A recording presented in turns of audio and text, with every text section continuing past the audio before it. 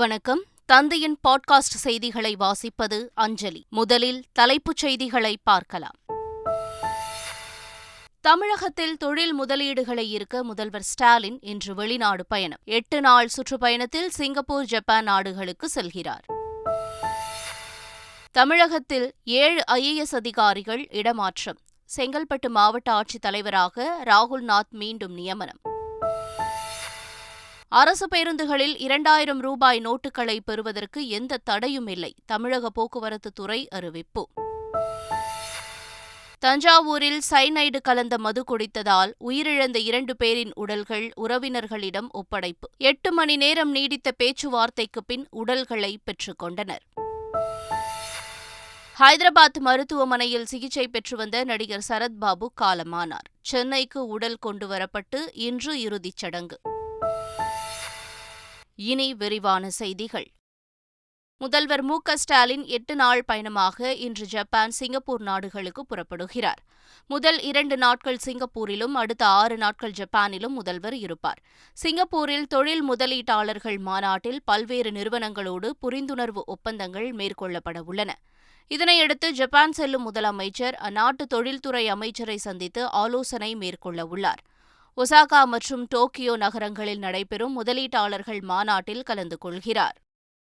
கழிவுநீர் தொட்டிகள் மற்றும் பாதாள சாக்கடைகளில் ஏற்படும் இறப்புகளை தடுக்க மேற்கொள்ளப்படும் நடவடிக்கைகள் குறித்த ஆய்வுக் கூட்டம் தலைமைச் செயலகத்தில் முதலமைச்சர் ஸ்டாலின் தலைமையில் நடைபெற்றது.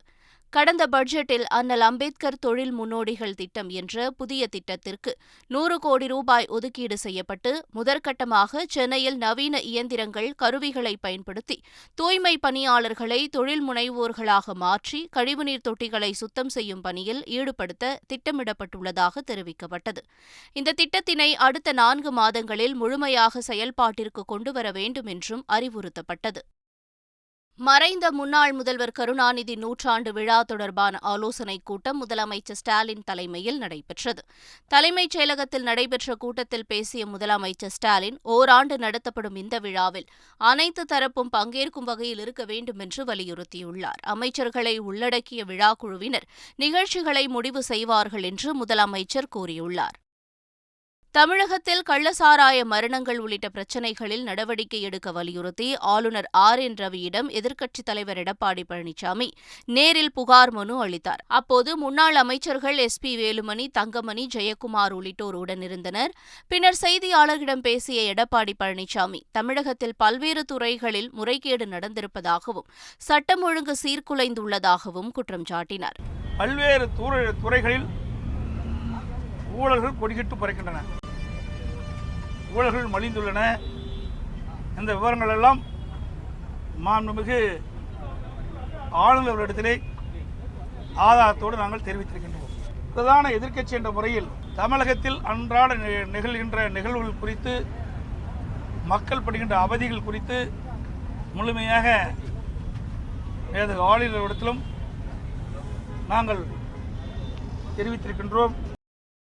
சென்னையில் ஆளுநர் மாளிகை நோக்கி பேரணியாக சென்ற 5500 அதிமுகவினர் மீது 3 பிரிவுகளின் கீழ் வழக்கு பதிவு செய்யப்பட்டுள்ளது. தமிழகத்தில் விஷசாராய மரணங்கள் அதிகரிப்பு உள்ளிட்ட விவகாரங்களில் உரிய நடவடிக்கை எடுக்க கோரி எடப்பாடி பழனிசாமி தலைமையில் அதிமுகவினர் சைதாப்பேட்டை சின்னமலையிலிருந்து ஆளுநர் மாளிகை நோக்கி பேரணியாக சென்றனர். இதையடுத்து பேரணியாக சென்ற 5500 அதிமுகவினரின் மீது 3 பிரிவுகளின் கீழ் காவல்துறையினர் வழக்கு பதிவு செய்துள்ளனர். தமிழகத்தில் ஏற்கனவே அறிவிக்கப்பட்டபடி ஜூன் 1ஆம் தேதி பள்ளிகள் திறக்கப்படும் என்று அமைச்சர் அன்பில் மகேஷ் தெரிவித்துள்ளார். முன்னதாக 6ஆம் வகுப்பு முதல் 12ஆம் வகுப்பு வரை பயிலும் மாணவர்களுக்கு ஜூன் 1ஆம் தேதியும், 5ஆம் வகுப்பு வரையிலான மாணவர்களுக்கு ஜூன் 5ஆம் தேதியும் பள்ளிகள் திறக்கப்படும் என்று தெரிவிக்கப்பட்டிருந்தது. இந்த நிலையில் தமிழகத்தில் வெயிலின் தாக்கம் அதிகரித்துள்ளதால் பள்ளிகள் திறக்கப்படும் தேதியில் மாற்றம் இருக்கலாம் என்று எதிர்பார்க்கப்பட்டது. இதைத் தொடர்ந்து திட்டமிட்டபடி பள்ளிகள் திறக்கப்படும் என்று அமைச்சர் அன்பில் மகேஷ் தெரிவித்துள்ளார். தஞ்சாவூரில் சைனைடு கலந்த மது அருந்தி 2 பேர் உயிரிழந்த விவகாரத்தில் 8 மணி நேர பேச்சுவார்த்தைக்கு பிறகு உறவினர்கள் உடல்களை பெற்றுக் கொண்டனர். தஞ்சாவூர் கீழ அலங்கம் பகுதியில் டாஸ்மாக் மதுக்கடை அருகே உள்ள பாரில் மது வாங்கி குடித்த 2 பேர் அடுத்தடுத்து உயிரிழந்தனர். பாருக்கு சைனைடு வந்தது எப்படி, யார் கலந்தது என்ற கேள்விகளை எழுப்பியுள்ள உறவினர்கள் குற்றவாளிகளை கைது செய்து உயிரிழப்புக்கான உண்மை காரணத்தை தெரிவிக்க வேண்டும் என்றும் கோரிக்கை விடுத்துள்ளனர். அதிமுக தலைமையகத்திலிருந்து பன்னீர்செல்வம் ஆதரவாளர்களால் எடுத்துச் செல்லப்பட்ட ஆவணங்களை முன்னாள் அமைச்சர் சி. வி. சண்முகம் பெற்றுக் கொண்டார். கடந்த ஆண்டு ஜூலை 11ஆம் தேதி அதிமுக தலைமை அலுவலகத்தின் கதவை உடைத்து அலுவலகத்தினுள் நுழைந்து பன்னீர்செல்வம் ஆதரவாளர்கள் எடுத்துச் சென்றனர். இந்த ஆவணங்கள் சென்னை சைதாப்பேட்டை பெருநகர குற்றவியல் நீதிமன்றத்தில் நீதிபதி சந்தோஷ் முன்னிலையில் சிபிசிஐடி காவலர்கள் மூலம் அதிமுகவினரிடம் ஒப்படைக்கப்பட்டது. முன்னாள் அமைச்சர் சி. வி. சண்முகம் ஆவணங்கள் மற்றும் பொருட்களை கையெழுத்திட்டு பெற்றுக் கொண்டார். அனைத்து ஆவணங்களையும் பொருட்களையும் அனைத்து இந்திய அண்ணா திராவிட முன்னேற்ற கழகத்தினுடைய பொதுச் செயலாளர் திரு எடப்பாடி பழனிசாமி அவர்களுடைய ஒப்புதல் பெற்ற என்னிடம் ஒப்படைக்க சொல்லி உத்தரவிட்டிருந்தது. அதன் பேரில் இன்றைக்கு நீதிமன்றம் இந்த களவாடப்பட்ட அனைத்து இந்திய அண்ணா திராவிட முன்னேற்ற கழகத்தினுடைய அனைத்து பொருட்களையும் ஆவணங்களையும் இன்றைக்கு ஒப்படைத்திருக்கிறது. கிராமப்புற மாணவர்களின் வரப்பிரசாதமான நவோதயா பள்ளிகள் தமிழகத்தில் செயல்பட தமிழக அரசு அனுமதிக்க வேண்டும் என்று பாஜக மாநில தலைவர் அண்ணாமலை வலியுறுத்தியுள்ளார். அவர் வெளியிட்டுள்ள அறிக்கையில் ஒவ்வொரு மாவட்டத்திலும் கிராமப்புற மாணவர்களுக்கு 75%, மாணவிகளுக்கு 33% என்ற அளவில் சமூக நீதியை செயல்படுத்தி வரும் நவோதயா பள்ளிகள் தமிழகத்தில் செயல்பட தமிழக அரசு அனுமதிக்க வேண்டும் என்று அண்ணாமலை வலியுறுத்தியுள்ளார். பெட்ரோல் பங்குகளில் வழக்கம் போல 2000 ரூபாய் நோட்டுகள் வாங்கப்படும் என்று பெட்ரோலிய வணிகர் சங்கம் தெரிவித்துள்ளது. அதே நேரத்தில் 2000 ரூபாய் நோட்டை கொடுத்துவிட்டு 100 ரூபாய்க்கு பெட்ரோல் போடுவதால் சில்லறை தட்டுப்பாடு ஏற்படுவதாக பெட்ரோலிய வணிகர் சங்க தலைவர் முரளி தெரிவித்துள்ளார். இதனால் பெட்ரோல் பங்குகளுக்கு உரிய சில்லறைகள் கொடுக்க மற்ற வங்கிகளுக்கு ரிசர்வ் வங்கி உத்தரவிட்டால் 2000 ரூபாய் நோட்டுகள் வாங்குவதில் எந்த சிக்கலும் இருக்காது என்று வேண்டுகோள் விடுத்துள்ளார். தமிழகத்தில் 7 IAS அதிகாரிகளை பணியிட மாற்றம் செய்து தலைமை செயலாளர் இறையன்பு உத்தரவிட்டுள்ளார். தமிழ்நாடு ஃபைபர் நெட் கார்ப்பரேஷன் மேலாண் இயக்குநர் கமல் கிஷோர் மாற்றுத்திறனாளிகள் நல இயக்குநராக நியமிக்கப்பட்டுள்ளார். பால் உற்பத்தியாளர்கள் கூட்டமைப்பின் மேலாண் இயக்குநர் சுப்பையன் கூட்டுறவு சங்கங்களின் பதிவாளராக நியமிக்கப்பட்டுள்ளார். செங்கல்பட்டு மாவட்ட ஆட்சியராக ராகுல்நாத்தும் தூத்துக்குடி மாவட்ட ஆட்சியராக செந்தில் ராஜுவும் தொடர்வார்கள் என்று தெரிவிக்கப்பட்டுள்ளது. திருப்பூர் மாவட்ட ஆட்சியர் வினேத் ஆவின் மேலாண் இயக்குநராக நியமிக்கப்பட்டுள்ளார். நிதித்துறை முதன்மை செயலாளர் உதயச்சந்திரனுக்கு தொல்லியல் துறை ஆணையராக கூடுதல் பொறுப்பு வழங்கப்பட்டுள்ளது. மருத்துவத்துறை முதன்மை செயலாளர் ககன்தீப் சிங் பேடிக்கு சிறப்பு திட்ட செயலாக்கத்துறை முதன்மை செயலாளராக கூடுதல் பொறுப்பு வழங்கப்பட்டுள்ளது. ஆன்லைன் உணவு டெலிவரி நிறுவனமான ஜொமேட்டோவில் சுமார் 72% வாடிக்கையாளர்கள் 2000 ரூபாய் நோட்டுகளை மாற்றியுள்ளதாக அந்நிறுவனம் தெரிவித்துள்ளது. மத்திய அரசு கடந்த 19ஆம் தேதி 2000 ரூபாய் நோட்டுகளை திரும்பப் பெறுவதாக அறிவிப்பு வெளியிட்டுள்ளது. அதன்படி நாளொன்றுக்கு 20,000 ரூபாய் மதிப்பிலான நோட்டுகளை மாற்றிக் கொள்ளலாம் என்றும் தெரிவித்தது. இந்நிலையில் ஆன்லைன் உணவு டெலிவரி நிறுவனமான ஜொமேட்டோவில் கடந்த வெள்ளிக்கிழமை முதல் சுமார் 72% வாடிக்கையாளர்கள் 2000 ரூபாய் நோட்டுகளை மாற்றியுள்ளதாக அந்நிறுவனம் ட்விட்டரில் தகவல் ஒன்றை தெரிவித்துள்ளது. கூவத்தூர் காவல் நிலையத்தில் மாற்றுத்திறனாளி நாகராஜ் என்பவரை தாக்கியதாக தலைமை காவலர் ஆயுதப்படைக்கு மாற்றப்பட்டார். தனது இருசக்கர வாகனத்தை பறிமுதல் செய்ததால் கூவத்தூர் காவல் நிலையத்தில் மதுபோதையில் நாகராஜ் என்ற மாற்றுத்திறனாளி தகராறு செய்ததாக கூறப்படுகிறது. இதனால் போலீசார் நாகராஜை தாக்கியதால் கால் உடைந்து மாவு கட்டு போடப்பட்டு மருத்துவமனையில் அனுமதிக்கப்பட்டார். விசாரணையில் கூவத்தூர் காவல் நிலைய தலைமை காவலர் ராஜசேகர் என்பவர் நாகராஜை தாக்கியது தெரியவந்தது. இதையடுத்து ராஜசேகரை காஞ்சிபுரம் ஆயுதப்படைக்கு மாற்றி காவல் உயரதிகாரிகள் உத்தரவிட்டனர். நடிகர் அஜித் AK மோட்டோ ரைடு என்ற பெயரில் சுற்றுலா நிறுவனம் துவங்கியுள்ளதாக அதிகாரப்பூர்வ அறிவிப்பு வெளியாகியுள்ளது.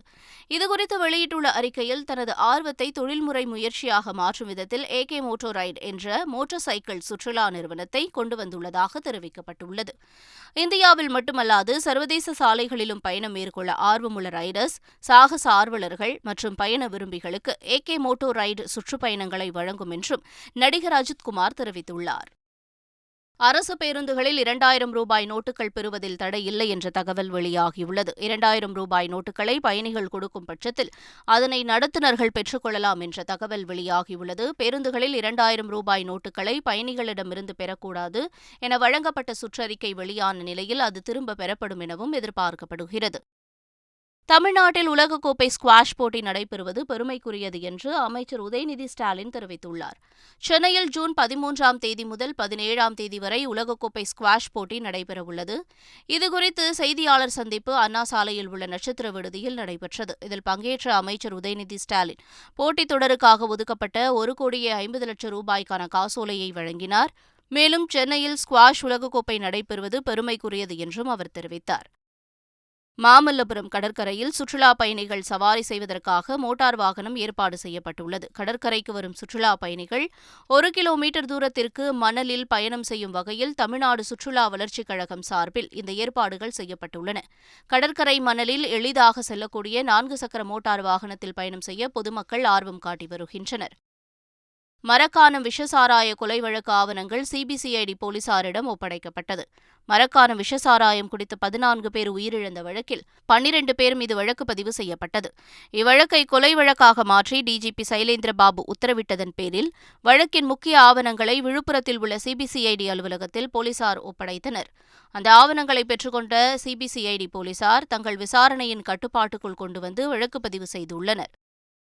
உத்தரப்பிரதேச மாநிலம் பல்லியா மாவட்டத்தின் மால்தேப்பூர் பகுதிக்கு அருகே கங்கை ஆற்றில் 40 பேரை ஏற்றி சென்ற படகு கவிழ்ந்த விபத்தில் 4 பேர் பரிதாபமாக பலியாகினர். காயமடைந்த 4 பெண்கள் மீட்டு மருத்துவமனையில் மீட்புக் குழுவினர் அனுமதித்தனர். குழந்தைகளுக்கு பூஜை செய்வதற்காக சென்று கொண்டிருந்த போது விபத்து நிகழ்ந்த நிலையில் தலைமறைவான படகோட்டியை போலீசார் தேடி வருகின்றனர். டெல்லியில் காங்கிரஸ் தலைவர் மல்லிகார்ஜுன கார்கேவை பீகார் முதலமைச்சர் நிதிஷ்குமார் சந்தித்து ஆலோசனை நடத்தினார். மக்களவைத் தேர்தல் அடுத்த ஆண்டு நடைபெறும் நிலையில் ஆளுங்கட்சியை எதிர்கொள்ளும் வகையில் பீகார் முதல்வர் நிதிஷ்குமார், துணை முதல்வர் தேஜஸ்வி யாதவ் ஆகியோர் முக்கிய எதிர்க்கட்சித் தலைவர்களை நேரில் சென்று சந்தித்து வருகின்றனர். அந்த வகையில் டெல்லியில் முதலமைச்சர் அரவிந்த் கெஜ்ரிவாலை நிதிஷ்குமார் சந்தித்தார். இதன் தொடர்ச்சியாக டெல்லியில் காங்கிரஸ் தலைவர் மல்லிகார்ஜுன கார்கேவை நிதிஷ்குமார் சந்தித்து பேசினார். பிரபல நடிகர் சரத்பாபு உடல்நலக்குறைவால் காலமானார். அவருக்கு வயது 71. தமிழ், தெலுங்கு, கன்னடம் உள்ளிட்ட மொழிகளில் 200க்கும் மேற்பட்ட திரைப்படங்களில் சரத்பாபு நடித்துள்ளார். கடந்த மாதம் உடல்நலம் பாதிக்கப்பட்டு ஹைதராபாத்தில் உள்ள தனியார் மருத்துவமனையில் அனுமதிக்கப்பட்டார். அங்கு அவருக்கு தீவிர சிகிச்சை அளிக்கப்பட்டு வந்தது. இந்நிலையில் சிகிச்சை பலனின்றி சரத்பாபு நேற்று காலமானார். அவரது உடல் சென்னை கொண்டுவரப்பட்டு இன்று தியாகராய நகரில் உள்ள அவரது இல்லத்தில் அஞ்சலிக்காக வைக்கப்படுகிறது. அதன் பிறகு இறுதிச் சடங்குகள் முடிந்து அவரது உடல் தகனம் செய்யப்படுகிறது. நடிகர் சரத்பாபுவின் மறைவிற்கு பிரதமர் மோடி இரங்கல் தெரிவித்துள்ளார். பல மொழிகளில் பல திரைப்படங்களில் நடித்ததன் மூலமாக சரத்பாபு என்றும் நினைவு கூறப்படுவார் என்று மோடி குறிப்பிட்டுள்ளார். முதல்வர் மு.க.ஸ்டாலின் வெளியிட்டுள்ள இரங்கல் செய்தியில் நிழல் நிஜமாகிறது, முள்ளும் மலரும், உதிரிப்பூக்கள், முத்து உள்ளிட்ட திரைப்படங்களையும் நினைவு கூர்ந்துள்ளார். மேலும் தென்னிந்திய திரையுலகில் தனக்கென தனி முத்திரை பதித்தவர் நடிகர் சரத்பாபு எனவும் புகழாரம் சூட்டியுள்ளார். நடிகர் சரத்பாபுவின் மறைவிற்கு நடிகர் ரஜினிகாந்த் இரங்கல் தெரிவித்துள்ளார். அவருடைய இழப்பு ஈடு செய்ய முடியாதது என்று குறிப்பிட்டுள்ள ரஜினிகாந்த் தன்னுடைய நண்பரை இழந்திருப்பதாக குறிப்பிட்டுள்ளார். ஒரு நல்ல நடிகரை சினிமா இழந்திருக்கிறது என நடிகர் சரத்பாபுவின் மறைவுக்கு நடிகர் கமல் உருக்கமாக தெரிவித்துள்ளார். இதுகுறித்து தனது ட்விட்டரில் கருத்து பதிவிட்டுள்ள நடிகர் கமல், சிறந்த நடிகரும் அருமை நண்பருமான சரத்பாபு மறைந்துவிட்டார். அவருடன் இணைந்து நடித்த நாட்கள் என் மனதில் நிழலாடுகின்றன என்று தெரிவித்துள்ளார். அரசியல் சாசனத்தின் பாதுகாவலரான குடியரசுத் தலைவர்தான் புதிய நாடாளுமன்ற கட்டிடத்தை திறக்க வேண்டும் என்று காங்கிரஸ் தலைவர் மல்லிகார்ஜுன கார்கே வலியுறுத்தியுள்ளார். புதிதாக கட்டப்பட்ட நாடாளுமன்ற கட்டிடத்தை வரும் மே 28ஆம் தேதி பிரதமர் மோடி திறந்து வைக்கிறார். இது தொடர்பாக அறிக்கை வெளியிட்டுள்ள காங்கிரஸ் தலைவர் மல்லிகார்ஜுன கார்கே, நாடாளுமன்றம்தான் இந்திய குடியரசின் உச்சபட்ச சட்டமியற்றும் அமைப்பு என்று தெரிவித்துள்ளார். எனவே குடியரசுத் தலைவர்தான் இந்திய அரசியல் சாசனத்தின் உச்சபட்ச அதிகாரம் கொண்ட நபராக திகழ்வதாக குறிப்பிட்டுள்ளார். மீண்டும் வன்முறை வெடித்ததை அடுத்து ராணுவ மற்றும் துணை ராணுவ படையினர் மணிப்பூருக்கு விரைந்துள்ளனர். மாநில தலைநகர் இம்பாலின் நியூ செகண்ட் பகுதியில் உள்ளூர் சந்தையில் இடம் தொடர்பாக மெய்டே மற்றும் குக்கி சமூகங்கள் மோதிக்கொண்டன. இதனைத் தொடர்ந்து அந்த பகுதியில் தீ வைப்பு சம்பவங்களும் நடந்தன. இதையடுத்து அந்த பகுதியில் ஊரடங்கு உத்தரவு பிறப்பிக்கப்பட்டது. உண்மை கண்டறியும் பரிசோதனைக்கு அனைத்து வீரர்களும் தயாராக இருப்பதாக மல்யுத்த வீராங்கனை வினேஷ் போகட் தெரிவித்துள்ளார். இந்திய மல்யுத்த கூட்டமைப்பு தலைவரும் பாஜக எம்பியுமான பிரிஜ்பூஷன் சரண் சிங்கிற்கு எதிராக பாலியல் குற்றச்சாட்டுகள் எழுந்தன. இதனை அவர் மறுத்து வந்த நிலையில் உண்மைகள் கண்டறியும் சோதனைக்கு உட்படுத்த வேண்டும் என்று போராட்டத்தில் ஈடுபட்டுள்ள மல்யுத்த வீரர்கள் சவால் விடுத்தனர். இந்நிலையில் சோதனைக்கு தான் தயாராக இருப்பதாகவும் வினேஷ் போகட் உட்பட தன் மீது குற்றம் சாட்டியவர்களையும் சோதனைக்கு உட்படுத்த வேண்டும் என்றும் பிரிஜ்பூஷன் நிபந்தனை விதித்திருந்தது குறிப்பிடத்தக்கது. கர்நாடக சட்டமன்ற வளாகத்தை பசுமாட்டு கோமியத்தால் சுத்தப்படுத்தி காங்கிரஸ் கட்சியினர் பூஜைகள் செய்தனர். கர்நாடகாவில் காங்கிரஸ் ஆட்சி அமைத்துள்ள நிலையில் சட்டப்பேரவை கூட்டம் தொடங்கியுள்ளது. காங்கிரஸ் கட்சி நிர்வாகிகள் சட்டமன்ற வளாகத்தை சுற்றி பசுமாட்டு கோமியத்தை தெளித்து பூஜைகள் செய்தனர். பாஜகவின் ஊழல் ஆட்சி அகற்றப்பட்டாலும் அவர்கள் கால் வைத்த இடம் இன்னும் அசுத்தமாகவே உள்ளதாகவும், எனவே அதனை அவர்களது நம்பிக்கையின்படியே பசுமாட்டு கோமியத்தை தெளித்து சுத்தப்படுத்துவதாகவும் காங்கிரசார் தெரிவித்தனர். ஐபிஎல் தொடரின் முதலாவது குவாலிஃபயர் போட்டியை முன்னிட்டு சென்னை அணி வீரர்கள் தீவிர வலைப்பயிற்சியில் ஈடுபட்டனர். சென்னை சேப்பாக்கம் மைதானத்தில் இன்றிரவு 7:30 மணிக்கு முதலாவது குவாலிஃபயர் போட்டி நடைபெறவுள்ளது. இதில் சென்னை குஜராத் அணியுடன் பலப்பரீட்சை நடத்தவுள்ளது. இதையொட்டி சேப்பாக்கம் மைதானத்தில் சென்னை அணி வீரர்கள் பயிற்சி மேற்கொண்டனர். மீண்டும் தலைப்புச் செய்திகள். தமிழகத்தில் தொழில் முதலீடுகளை ஈர்க்க முதல்வர் ஸ்டாலின் இன்று வெளிநாடு பயணம். 8 நாள் சுற்றுப்பயணத்தில் சிங்கப்பூர், ஜப்பான் நாடுகளுக்கு செல்கிறார்.